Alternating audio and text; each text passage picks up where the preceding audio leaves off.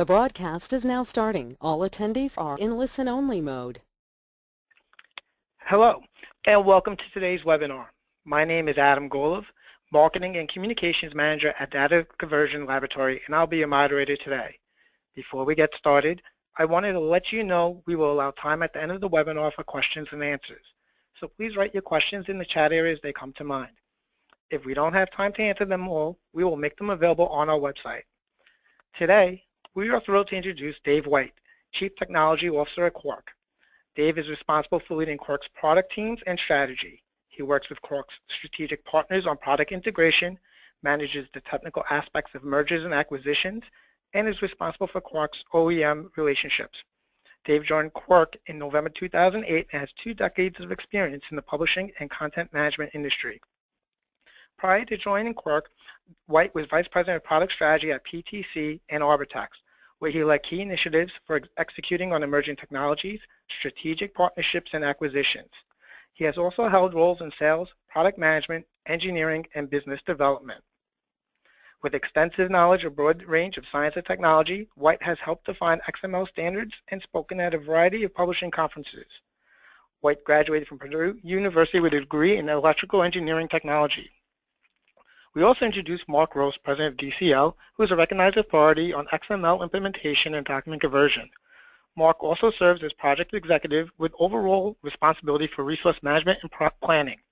Prior to joining DCL in 1981, Mark was with the consulting practice of Arthur Young & Company. Mark has a Bachelor of Science in Engineering from Columbia University and an MBA from New York University. He has also taught at New York University Graduate School of Business, the New School, and Pace University. Mark is a frequent speaker on the topic of automated conversions to XML and SGML. Without further ado, welcome Dave and Mark. Okay, thank you, Adam. I just wanted to say it's really a pleasure sharing the proverbial stage with Dave White. I've known Dave since his days in Arbortext, which I guess probably means we've known each other for close to 20 years. He's always been a visionary thinker working at the leading edges of technology and still doing that.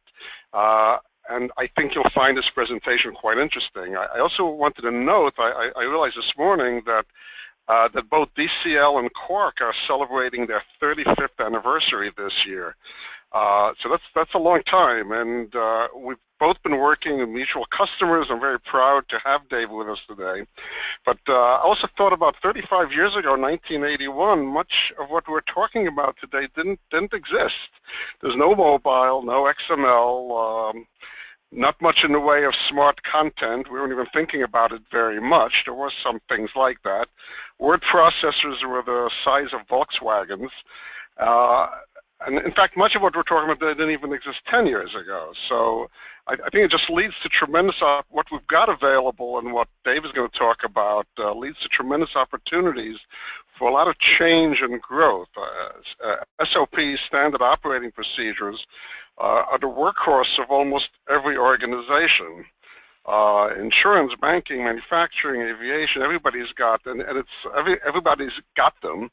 And the complexity of modern technology and modern life is leading to larger, more complex SOPs, not to mention all the regulatory efforts that are going on. It gets harder to maintain, harder to find things in. So today we're going to talk about solutions that make all these tasks easier and let you get to the precise information you need, get the precise information that are needed to the people who need it, wherever they are, by smartphone or whatever device they have. Our agenda today, if this is going to work, let me see. There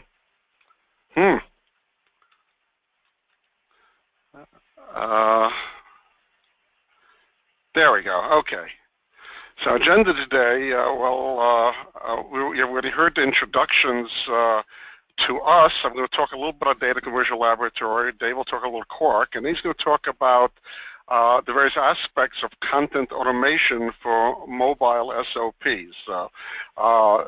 And then we're going to talk about the steps involved. I'll talk a little bit about the conversion efforts involved, and Dave will talk about just how to get started in all this. A little bit about DCL. Okay, I mean, Data Conversion Laboratory, we've said since 1981, we've been converting documents from all formats into enhanced digital formats. So these XML, HTML, these didn't exist back then, but there were others. But we've been working with this and technology to be able to move documents since the beginning. It's always been scanning and digitizing and converting the data into something. I think the last 10, 15 years or so, it's been moving more towards not just conversion, but actually enriching the information, which is a little bit of what we're talking about today, about making smart content. How do you make smart content? You take your content and you add all kinds of information that may not have been there before. Either you're putting tagging manually, or I mean, a lot of what we get involved in is how do you automate the process of adding information and having it ready to include having it ready for smart technology like what we're talking about today. Where we focus on, many of the same industries that Quark focuses on, because we're both dealing with industries where information and content is really mission critical. The SOPs that we're talking about today are very important in the legal industry, financial services, and industry, and for technical documentation, defense, pharmaceuticals, so all those areas really involved, but also not, we don't think of as much, but even technical societies and publishing, all those places have that kind of information that needs to be aggregated and put together in a form that's available to people where they need it. You know, today it's on their phone, out in the field, so they can have information quickly and be able to keep on going with what they're doing. I'm going to turn it over to Dave to talk about Quark and about the solutions they've got. Dave, over to you. Thank you, Mark, and thanks to you and DCL in inviting me to participate in the session today. We have worked together for a very long time, and it's been a very satisfying relationship. So it's good to get reconnected in the next generation of accomplishing what you and I have both been focused on for a very long time, and helping customers get value out of their content. So Quark has been around for quite a while, certainly one of the leaders in desktop publishing from the very early days.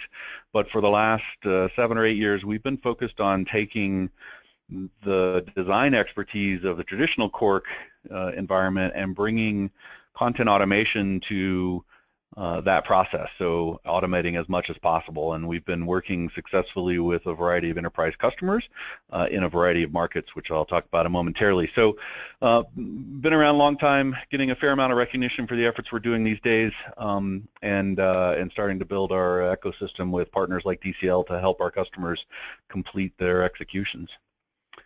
In terms of marketplace, while most folks think of Quark and Quark Express as a desktop product used in marketing and in professional publishing, we've really built up a very nice list of customers in a wide variety of verticals, financial services in particular over the last few years, with several different document types, a variety of areas in government content, a whole bunch of other things under the miscellaneous area of industrial, like the traditional structured XML-based technical publications, as well as helping with automating marketing materials. And then, of course, we still have a fair number of publishers and researchers, research publishers that are out there using our technologies. So, SOPs, standard operating procedures. Just to set a background for the context, right? Why should SOPs get much attention at all? They seem to be underutilized. They aren't often easily accessible.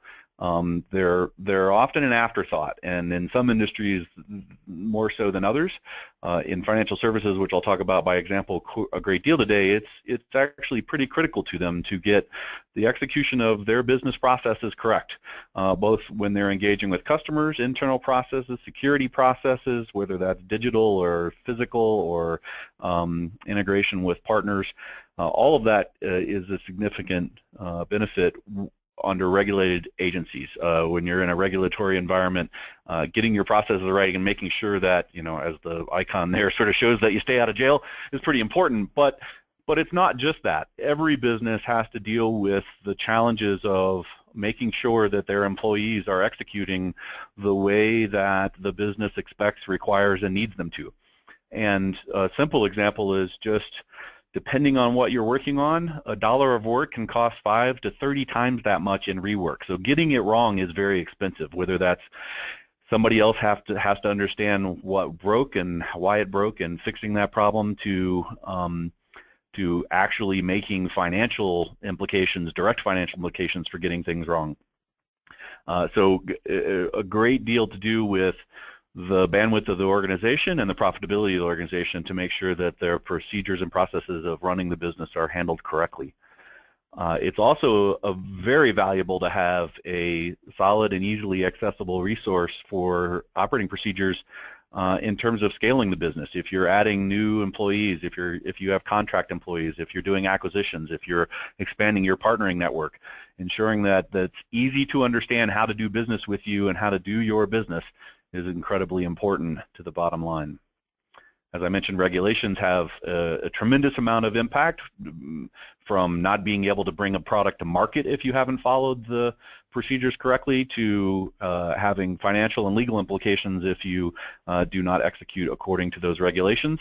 And all of that ties into what typically an operating officer and a CEO care about, which is risk management, ensuring that the financial, legal, and business process implications are handled correctly, and that ultimately that leads to end customer satisfaction because the execution of the business has been correct and successful.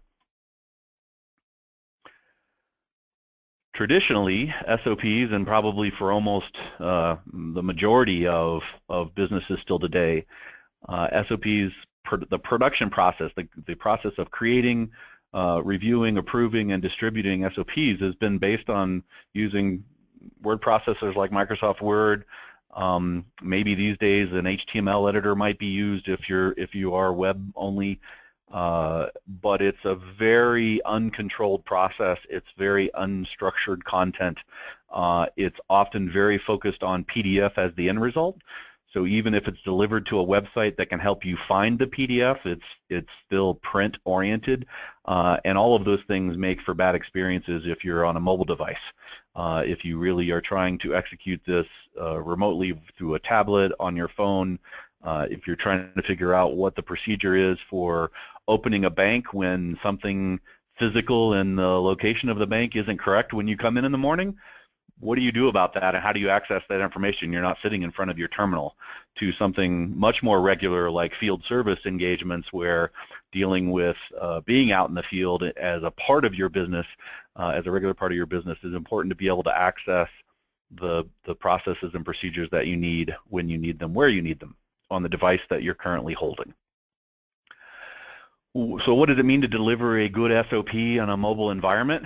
Well, the first step is making sure that it's actually readable content. Getting away from PDF as the end result is absolutely critical. And the longer form the content is, the more that it has things like data, such as tables and charts, the more important it is for it to be form factor appropriate, that it's actually fluid and responsive, that it presents in the best, most consumable and comprehensible way on the device that you're using. So that requires certainly a lot of the traditional features like TOCs, table of contents, is the ability to search, using hyperlinking, glossaries, indexes, all of those things that are traditional in print documents, maybe in a more sophisticated way, but certainly still needs those tools.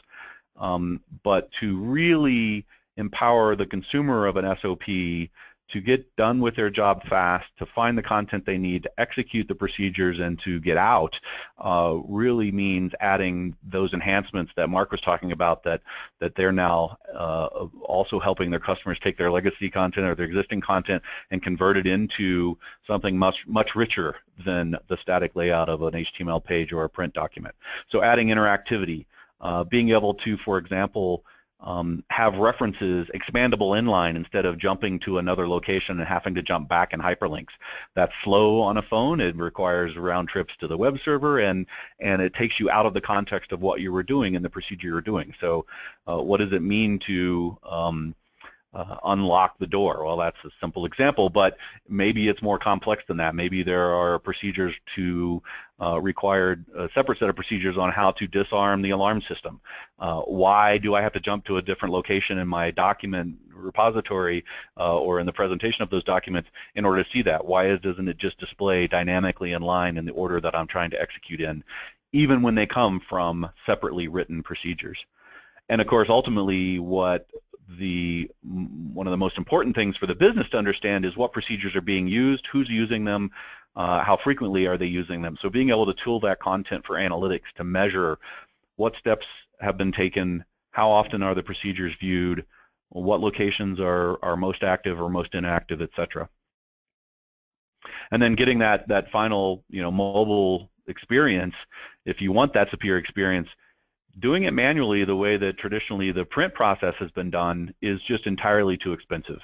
You can't afford to have interactivity and all this dynamic HTML stuff happening and manually embedding all of the codes necessary for things like analytics through a process that has a webmaster who's touching every piece of content that you're trying to get out the door. And often, especially related to things like interactivity, engaging a skill level such as a web programmer to add that is too slow and too expensive. And lastly, even if you did all of that manual labor-wise, you end up with an HTML page that might be fairly responsive, but it's not likely able to support the next generation of content delivery devices, such as smartwatches and digital eyewear, or whatever comes next. Every time there's a new piece of consumption technology, I'm surprised, whether that's something that maybe is going to render via eyeglass, maybe it's a more sophisticated set of watch procedures, etc. Making sure you're future-proof is pretty important. So that's where content automation comes in.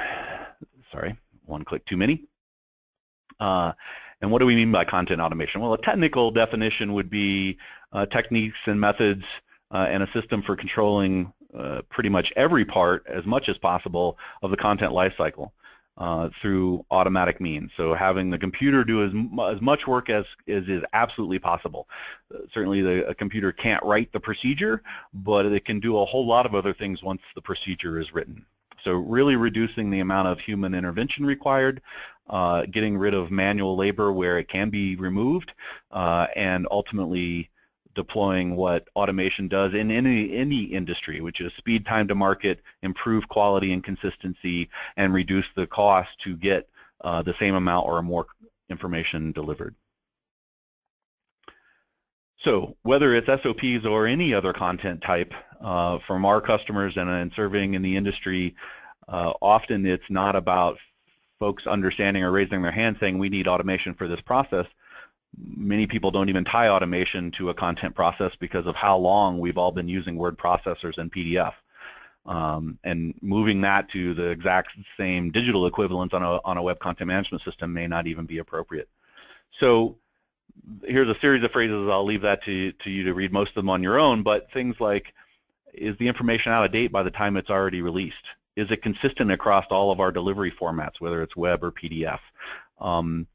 Is it possible to get into new geographies, and how do we manage particularly in regulated industries, how do we manage the differences in those regulations in different geographies with different legal domains and governmental domains?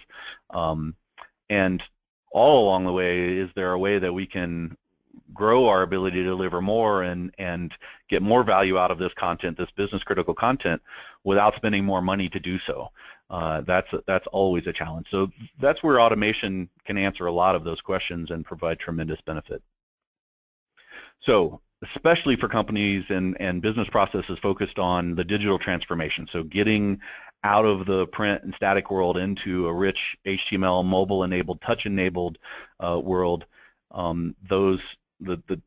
most Mark and I have lived in the tech pubs world for a long time. I spent 13 years at Arbortext and a few more years outside of that working on helping tech pubs companies bring their tech content processes to a more modern age, because they were one of the first industries that had multi-channel delivery issues that were critical. I need a print document, I need HTML help, I need Microsoft help, I need a help system for Mac, etc. And so they really had that challenge with some really complex content and some really sophisticated authors, full-time authors focused on solving those problems. Now everyone has this problem. Being able to deliver a rich mobile experience and still being able to satisfy the needs of regulators for PDF delivery, for example, if they're still traditionally print focused, and being prepared for the future or whatever other devices that might be necessary is incredibly valuable. So getting that digital transformation done and removing all those manual steps, absolutely impacting almost everyone that's producing content for consumption in any context. SOPs are one of those for sure. So the content automation tools that are delivered out there, and there's a variety of them, certainly Quark Enterprise Solutions is providing us a whole stack for doing this, and there are many other vendors that are focused in this space for different verticals. But the goal is to try to automate every stage, speed up the production, improve the authoring experience, get the content ready for automation, get the content ready for automation to interactivity, as I described earlier and as Mark had commented on. And lastly, being able to move from this idea of document-based content to content-based processes. So what do I mean by that? Well, we'll get to that in just a moment. There are lots of other business critical content, both that, high value content that drives the opportunity for revenue, that maybe in research publishing, for example, is the direct driver of revenue, or maybe it's marketing type information that's helping assist and to drive revenue. SOPs, the ones we're focused on today, absolutely critical for business success in a variety of ways. So what I mean by the entire life cycle? Well, in the creation process, having the content created in a consistent order with rich semantics that describe the meaning and purpose and audience of that content sounds complex. It's not what we do today. What we do today is open a word processor, we start typing, maybe we provide some emphasis like bold or italics or some colors to try to make something stand out. But what you're trying to do in that emphasis is actually describe a purpose for that. If I've got the word Chicago somewhere, am I talking about the town, the hot dog company, one of the baseball teams, a manufacturing company, a musical? Understanding what that is allows for that automation step to present rich and engaging experiences without manual labor, such as if it's Chicago, the city, then I can present a map of that city. If it's Chicago, the manufacturing company, I can present a stock ticker information about the history of the price of that stock. So understanding the semantics down to a very fine grain in a way that just isn't possible in other environments can be powerful. You would think that that would also mean that that's more time consuming for the subject matter experts to create that content, but what we find is the reverse. If you provide the creation tools that allow them to write well and with good ease of use, but they don't spend their time formatting. What they spend their time doing is semantically communicating the intelligence they have about that content, marking that word as a company, marking that word as a location. Then the presentation of that can be automated.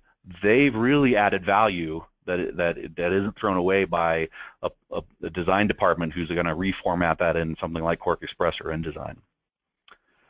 Being able to manage that content and the collaboration that happens with that content, because none of business critical content happens in a vacuum anymore. It's not a single individual sitting on a desktop. There are multiple contributors, there are reviewers, there are people who play different roles depending on the content and the context. And so managing all of those processes is crucial. Being able to automate the publishing of that, which we'll talk even more about as we go through, because that's a big time and energy saver and labor saver. And then delivering that in a modern environment and making sure that that publishing step is tooling that output for all of the different contexts for where you want to deliver it, whether that's print, whether it's maybe directly in an XML form to a regulatory agency, and certainly into HTML5 in a responsive format for delivery to mobile devices. Also in that publishing step is assuring that that content is tooled correctly under the covers so that the analytics can be collected in terms of the consumption and use of that content, even maybe tooling it for things like feedback forms and approval and suggestions, so that that content both the analytics and that round trip of communication can be provided back to the input structure for updates in the future to improve the content or to expand it, or maybe even to reduce it where content isn't being used and therefore either the description isn't good enough, it isn't findable, or it just isn't necessary.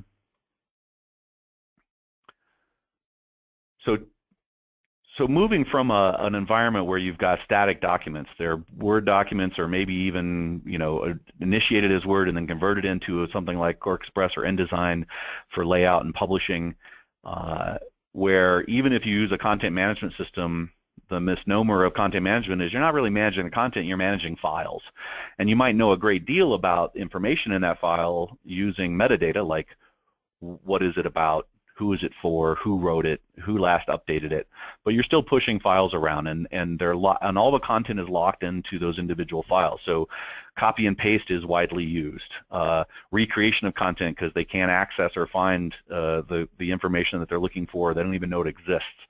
And sometimes search works and sometimes people don't use it, or sometimes the results are so broadly the research result list is so broad that it takes more time for them to find a piece of information to copy and paste than it would be to rewrite it. So then they write it in a different way, and then it's inconsistent with other uses of that same type of content, whether it's a procedure, a summary, a description, or possibly even prerequisites for an implementation of a procedure. Moving that to content means actually each one of those items, the logos, the tables, the charts, the pros, the procedures, the steps, the descriptions, the prerequisites, those are all can be stored as individual components and managed as components and then assembled into a variety of different presentations. And when I say assembled, we call it reuse by reference. So rather than copy and paste, it's insert, like you would a graphic on an HTML page where you can have the same logo on 100 pages on your website, but you're only storing the logo once. In smart content and content automation, that's the same process, so that if you do have to update that logo, if you have to update that procedure, everywhere that procedure is used can be updated automatically in the automation process rather than having to go through the maintenance headache of finding 100 different documents that might have this procedure in it. Maybe the procedure was copy and pasted, so I might be able to find them through a very complex text search. Maybe it was rewritten, but it should be the same procedure, and we don't even know it. So maintaining that content, it becomes incredibly expensive, and for most part, it just doesn't happen. It might get updated in one or two critical areas, and then all the other areas are never found or are noticed until it's too late. Additionally, being able to describe that metadata down to an individual word, as I mentioned earlier, can be incredibly useful. So not only is this procedure for a specific audience with specific security during a specific type of task with a specific skill set, that's really interesting, because now if I have that metadata at a very fine-grained level, I can write web applications that present a way for someone to navigate much richer than just using flat search, which might turn up hundreds of results, most of which might be meaningless, and the most important one might be 2 pages into the results list. So, and then you update one of those assets or multiples of those assets, and you begin to be able to automate the process of updating all those output publications, if you will, or the documents that result from the assembly of those referenced components.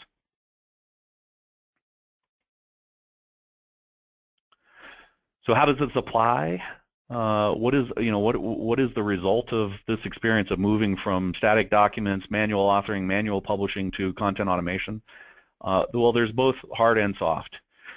In the context of a digital transformation for mobile experience, you can afford to actually get a superior mobile experience. It's not just about replicating a PDF document as HTML, but really providing things like interactivity, improved speed of access, finding, locating, applying, setting the context for the behavior that you're within, and matching that context to the content, and ultimately about the comprehension of that content.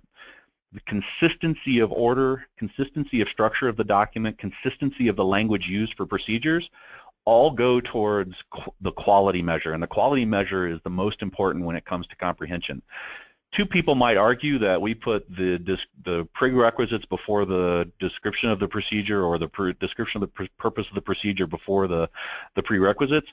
it almost doesn't matter as long as the order is consistent, so that the user, the consumer of that content, when they look at it, they know what to expect. They know if what's most important to them is the description of the procedure and then the prerequisites, at least visually they'd be able to get to that really quickly, as opposed to 3 different documents being presented in a different order.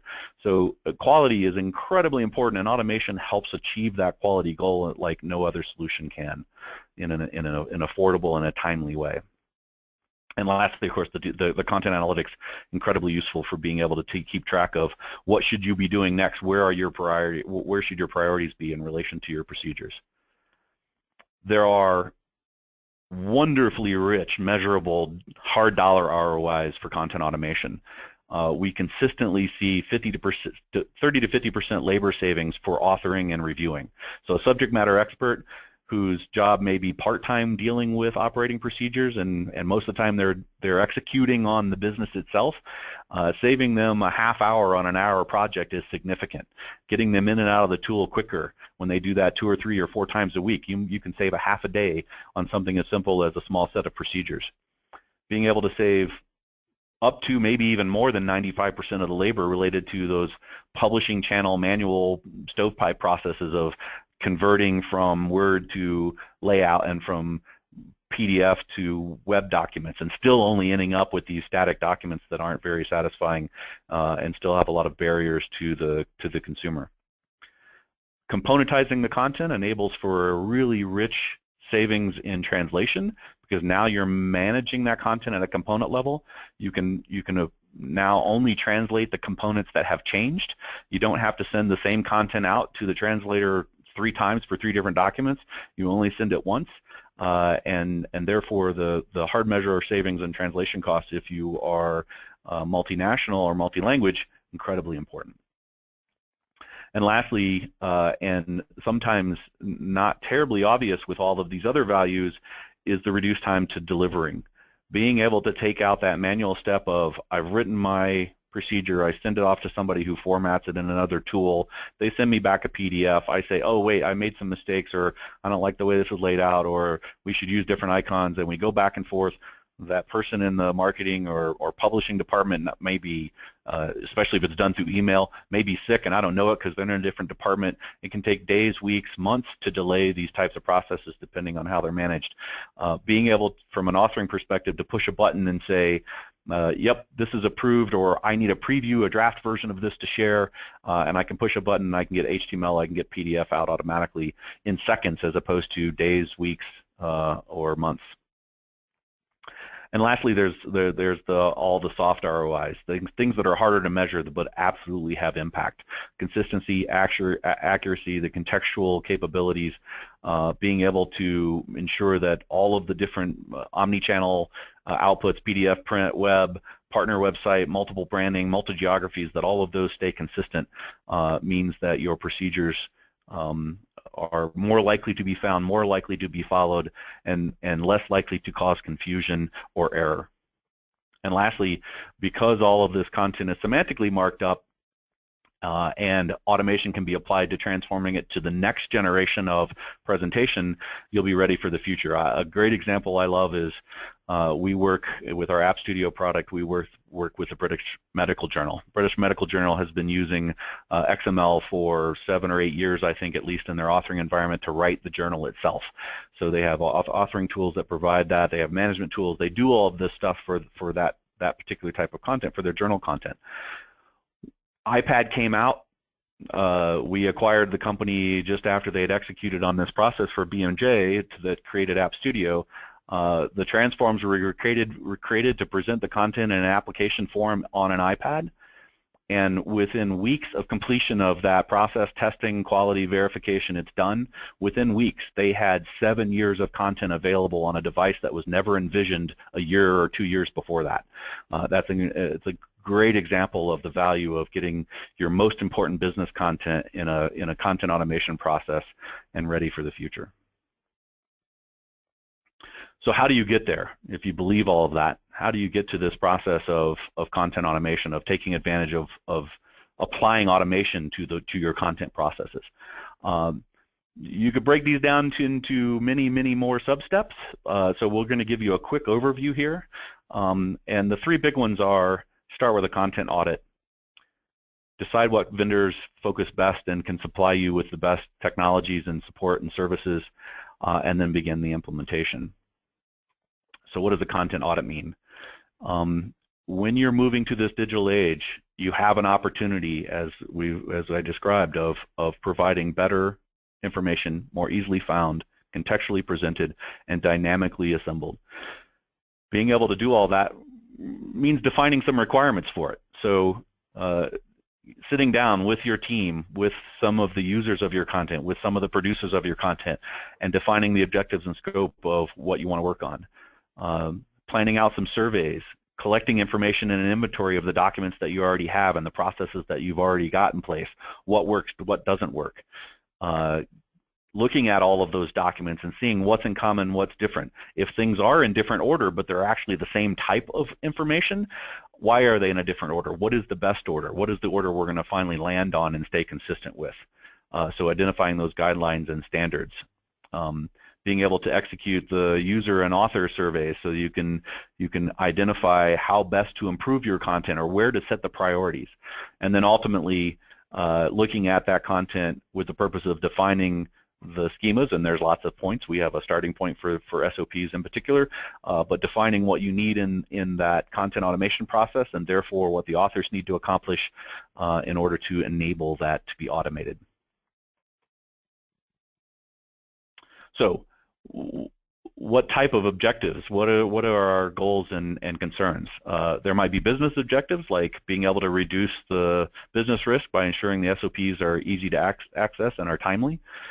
Reducing the amount of training required for onboarding new employees by 50%. In a growing company, that's incredibly valuable because the SOPs are actually improved. So that's something easily measurable. How long does it take us to onboard and make an employee effective in a particular area and process of our business?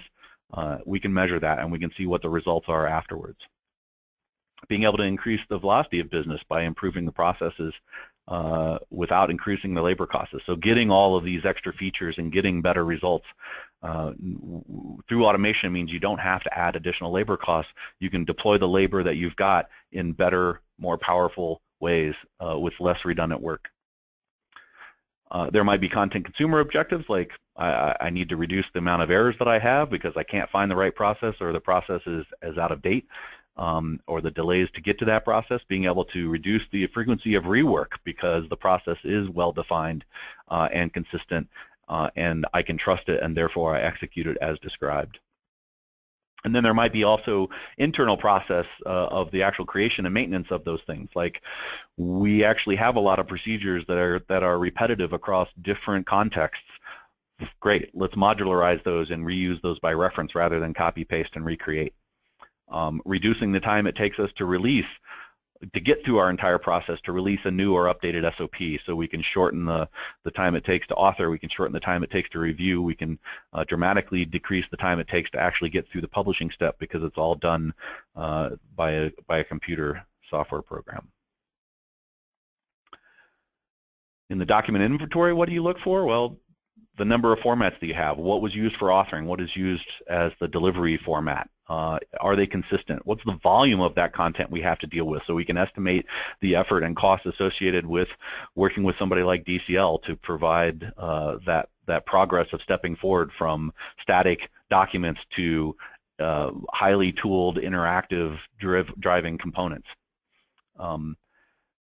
Is there other types of content that you might consider adding? If your current resources have the ability to do more with less, maybe what they do is more. Maybe they start adding things like video and audio and building slides and diagrams that's not just traditional word writing, because they'll actually improve the comprehension and the execution of those processes. And then deciding on the value and the priorities that you have. What is our biggest bang for the buck? How do we deliver this information the fastest? Maybe we add some new features, and maybe we do that over time. Maybe media is more important. Maybe video is more important than adding interactivity in the near term. And lastly, certainly making sure that we understand the analytics that we want to collect. And then there's all the processes internally. Who actually is consuming the content? Are there geographic variations? How are they finding the content existing? Getting a survey done just to get some feedback and say, do you use the procedures? How do you find them? What's your experience like? How can we help? It's valuable to them. They feel like they're listened to, and it's valuable to getting the process right for the future. And then the internal working processes. How do we share? How do we get reviews done? How do we communicate? How do we improve those processes as well? And one of my key points every time we're trying to define even the features for our own products is ensuring that you're not just setting high, medium, and low priorities, but you're actually rank ordering. And that can be very tough. You might have a 1A and a 1B. They're both first priority, top priority, but forcing a rank ordering and a decision on rank ordering provides such clarity to everyone on the order of execution and the importance of these things, and ultimately forces making decisions, and that's incredibly valuable, so that you can say, hey, we got a phase 1, we're going to accomplish this much. Phase 2, we can accomplish the next round of enhancements, but we know exactly how to accomplish those because we know from top to bottom what the order of priority is. And then, Mark, you want to cover this piece? Yeah, just a couple of words on converting existing content. So I think in terms of we're talking about the priorities and what needs to be done there. I think considering what can be converted is going to become very, very important, because most companies are not just starting from scratch when they put in a new system. There's a lot of history and a lot of things that have been done over the years. To the extent that you can make use of it, that really, first of all, saves you a lot of time, and means that you may not have to prioritize so much, because a lot of things can be brought over all at once. And I think this we sort of knocked out 3 different areas where you really are working with existing content. One of is the content you've already got. It's already been written, it's been vetted, it's approved. I mean, if you're in a regulated industry or a place where there's a lot of review that needs to be done, the fact that it's already been looked at means a lot. So really a lot of what Dave has been talking about is taking that material and really making it smarter, and so that means more than just converting the content itself. It's not just the words that get moved over, but in the process you also have to identify the different sections, identify how they belong to each other, be able to link them together.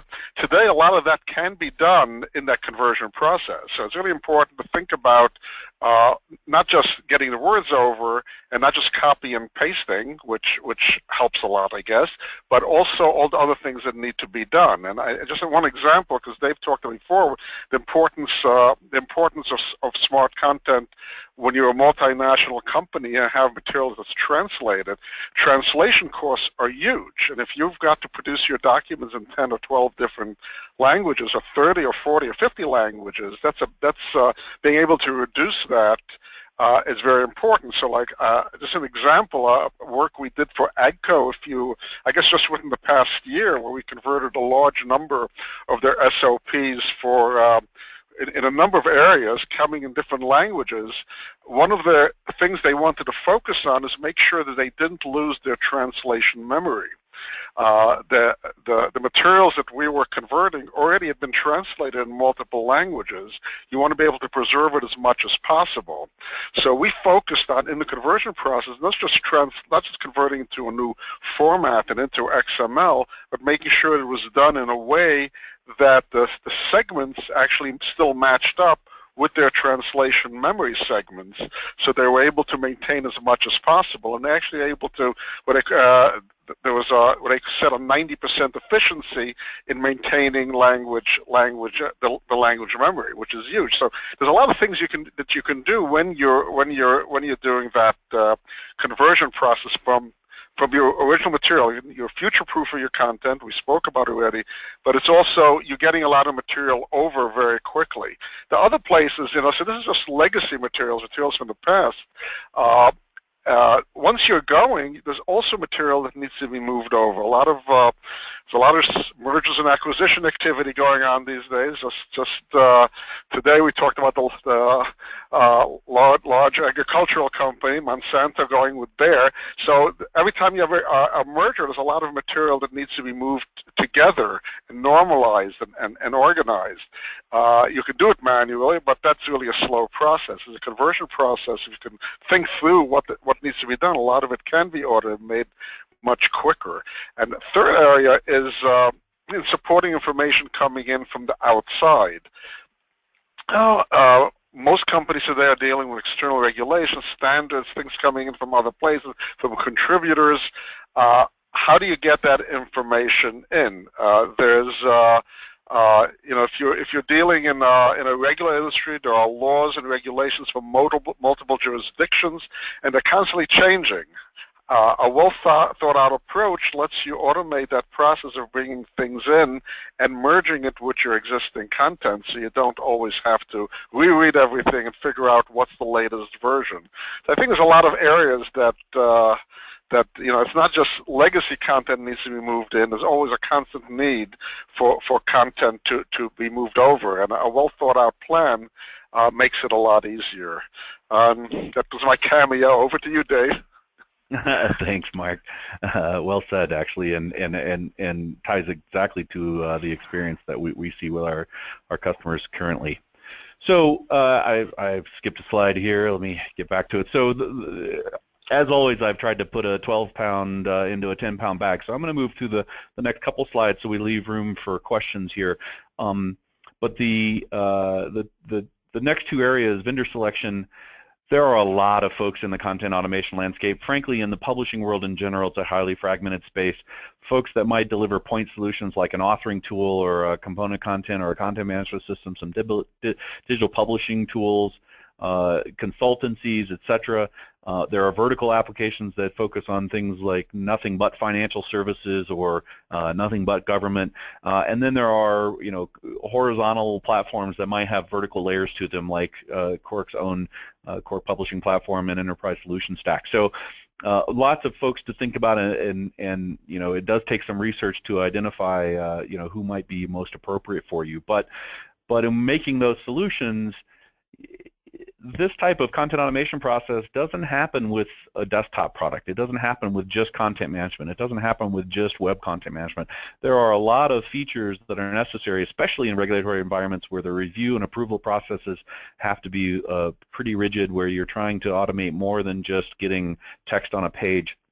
And so thinking about where that solution stack would best fit for you, how many vendors do you want to deal with, is there someone that can satisfy you, and then ultimately the scale of your own IT and the company that you're working with in terms of the size of the company you are and how well that can execute in your IT environment.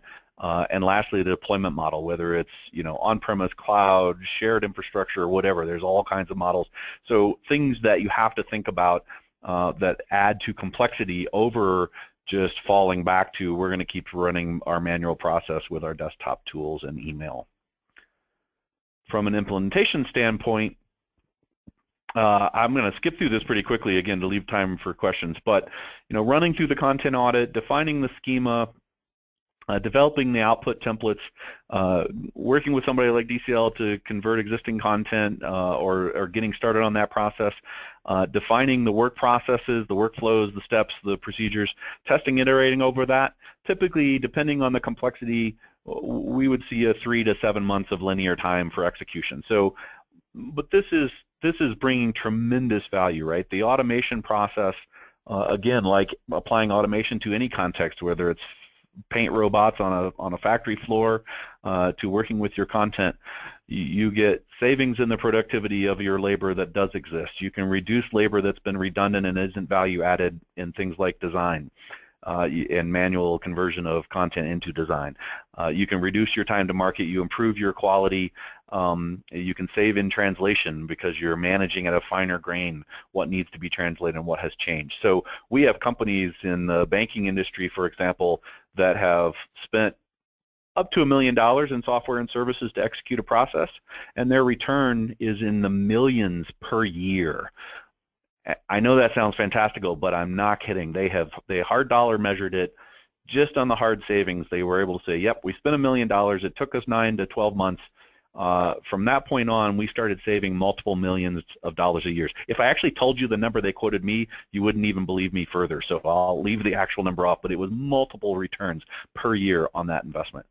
And ultimately, the goal is for your business to execute correctly, that whatever that business process is results in a successful completion, and therefore the executors and the consumers, the clients, the customers, the partners, the employees, that their satisfaction and their time spent is as best as it can be, as a perfect a solution and an execution as process. So that's priceless. It's hard to measure because ultimately it only shows up when you tally at the end of the year whether you've been profitable and growing. So how do you get started? Highly recommend you find an expert to help you, whether it's from a vendor like ourselves or DCL that have years and years of experience of executing these types of things, or it's an independent consultant that can help you evaluate vendors, look at your, help you with your content automation audit process. And I've listed a few there that are a partner of ours, folks like Oberon, Dakota, Context Services, Precision Content. All these folks have years and years of experience of doing this and can help you, guide you through these content audit processes. We might all vary just slightly on the order and execution of the focus, but we all recommend that you do that content audit so that you know where you stand, what you're trying to achieve, and how you're going to get there. And that leaves us with questions. Thank you, everyone, for listening. Thank you, Dave and Mark. A very informative webinar. We have several questions that have been submitted. The first one being, do you have any examples of companies that have adopted content automation for their standard operating procedures? Yeah, we currently, I don't know what the number is. We started focusing on SOPs a little over 18 months ago. There's at least a half dozen companies that are currently in production, and mostly in the financial services space, a few in manufacturing, and one in the government space. So absolutely, and the more global they are, the bigger they are, the more regulated they are, the more value. But in terms of getting even the simple stuff from small companies out, being able to accomplish a mobile delivery for this content in a way that's actually usable, that actually, has value, can collect analytics, even those small steps without all of the extras, getting to those 2 points, mobile, device appropriate, and tooled for analytics, provides tremendous value back. So I expect we'll be able to go down to smaller companies, but it's the big companies now that have spent money and have executed so far. Right, and we've done probably a dozen conversions for SOPs that have gone to smarter content and this kind of approach. So it makes it's making a lot of sense, and it's been very successful, especially for multinationals like we spoke about, but even for smaller companies. Yeah, I remember at the content at one of the content conferences a few years ago, and it wasn't actually one of our customers, but they were talking about McDonald's, and just even the little booklets that the managers carry in their hip pocket, the little flip books about how long does food stay on, what do we do with bringing in an employee, how do we switch shifts, just making that consistent across globally. In terms of branding and order and structure of the content, allowed them to, move somebody from one location to another location to start up a new store in a way that they were never able to accomplish. So lots of examples of folks who have done this with us and outside of our. Right, and a more unusual example is one we just completed for operating procedures for a prison, and these are guides for the prison correction officers to be able to carry around with them. They couldn't carry these large notebooks with them and study them when they needed to, but now it's all on a handheld device, and they have them available, and they can actually study these things when they have breaks and in between sessions. So that was, I thought, an unusual situation, but a very effective one. So there's lots of places for this. Great example. Thank you, Dave. Thank you, Mark. The next question has come in is, how would something like this interface with my governance and compliance solutions? So great question, and a lot depends on what you're actually using for governance and compliance. in the banking services that we've done so far, the integration has typically been final step approvals, so a workflow integration process that says we have a compliance or risk issue that's identified in the compliance system that triggers a procedure change or new procedure.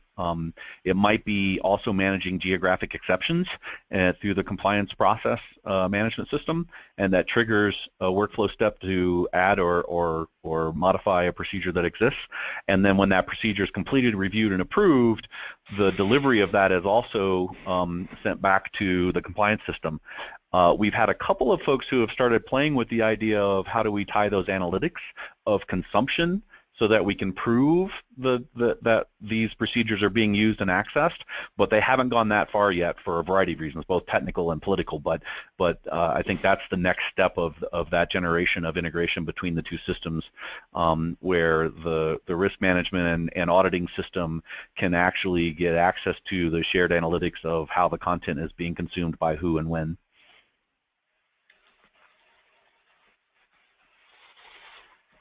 Another question? Great.